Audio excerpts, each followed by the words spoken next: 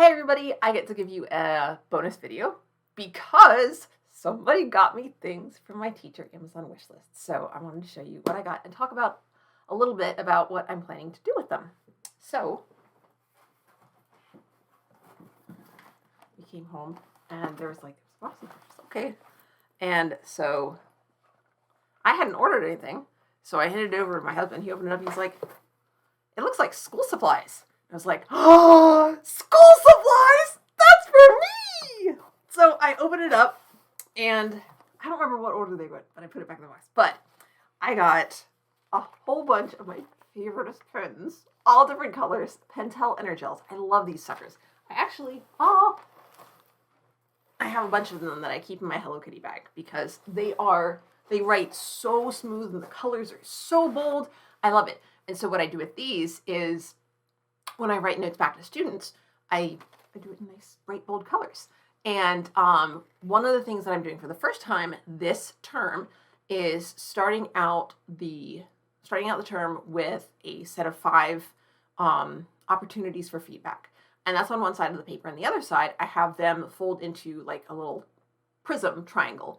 And they decorate the front and the back of the prism with their name using markers so that I know who the heck they are, and I can address them by name pretty quickly. It also helps me learn their names. And then at the end, 5 minutes before the end of the class period, then they go and they open it up and they leave me a note about class or about how their day is going or something. And then they hand those in and that's their ticket out the door.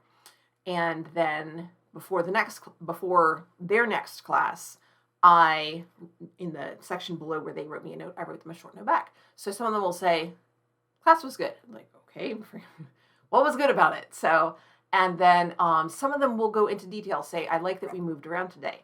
And I had one student say that Thursday when we chose books and we went, I had a stack of different books at each table and they, chose which ones they liked best at each table. And then on Friday, I assigned them books based on what they said their preferences were. So everybody has something different. Anyway, so on Thursday, I got a note from one student who said, I like that we got to move around. And I said, my note back was, not sure how often that's going to happen because, it's tough in English class, but I will definitely take that into account.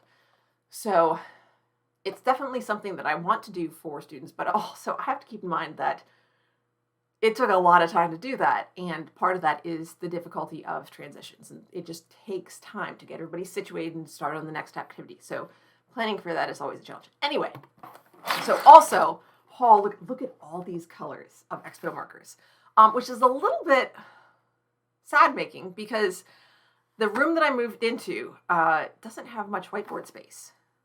So I was, I've started integrating the projector more.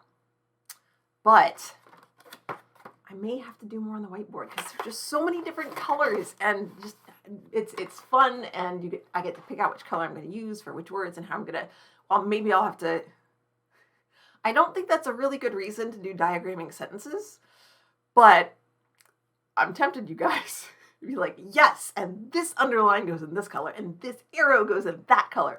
And this tangent goes on this color, and this line is this color, and this word is this color, different part of the speech. Yeah. So, and then also, check this out. Stop it! So, which is awesome because I actually got some chocolate candies. Like I have the Hershey's miniatures, the dark chocolate and the crackle and Mr. Good Bar and the regular Hershey's. And then I have some Tootsie Rolls and various flavors of Tootsie Rolls and Tootsie Pops. And I also have, I think, some left from last year, actually, Snickers and Milky Ways and stuff like that. So I have a bunch of chocolate candies, but I don't have any fruity candies. So sometimes, I like having, as you saw, I like having variety. So these, and then when I have some mints too, like some Lifesaver mints. I might even have some Lifesavers. So I like to have a variety of candies that I offer for students. Especially when we do presentations. If students volunteer and I don't have to call on them, then they get candy when they finish their presentation. And last but definitely not least, Forbidden Island. I am so stoked about this for a couple of reasons. It's a relatively short game, about 30 minutes, and it is a cooperative game.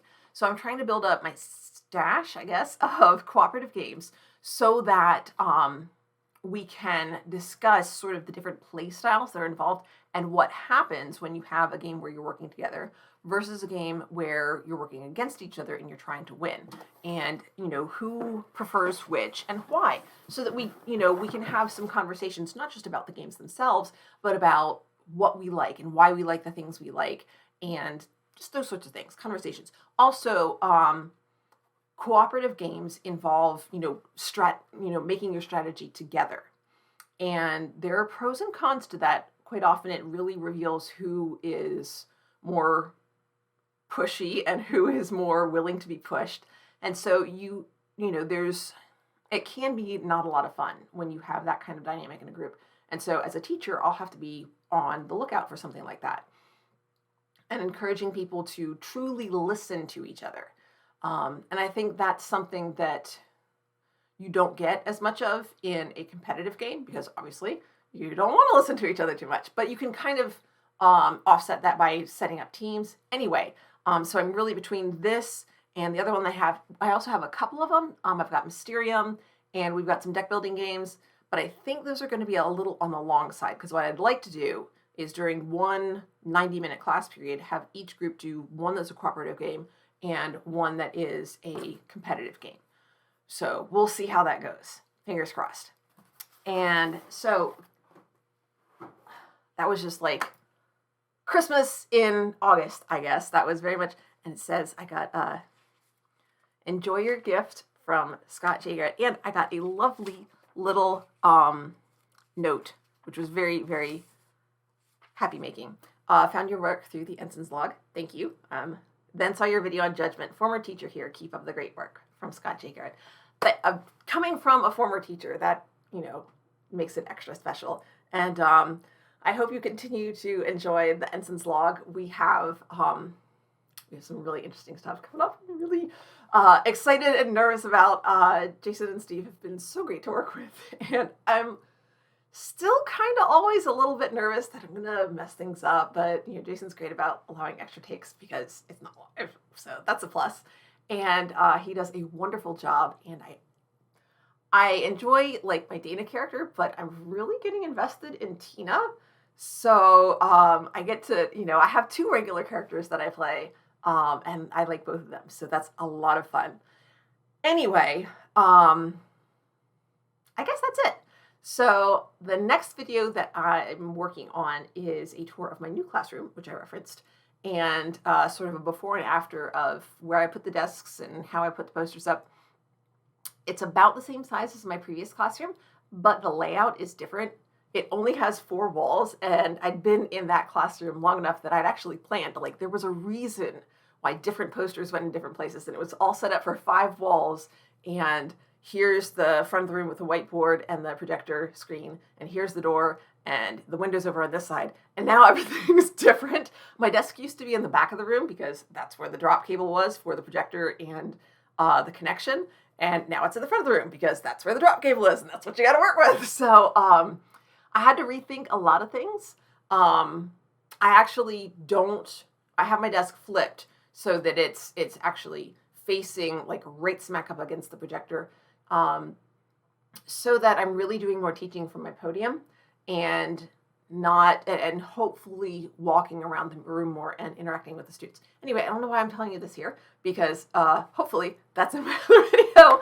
But anyway, I'm just really, really excited to take this to my students and to start implementing that in the classroom. So yay, and thank you so much, Scott. And those of you, I guess my action item for this is think about a teacher who made a difference to you and see if you can look them up on Facebook or Twitter or something like that, or just send a message to the school and they'll see if they can send it on to the teacher, and tell them that you remember them, hopefully fondly, and that you have no idea how special that is to somebody who's a teacher. So anyway, connect with one of your former teachers and somebody who helped you out, and let them know that you appreciate it. Bye, everybody. Thank you so much, and especially thank you, Scott.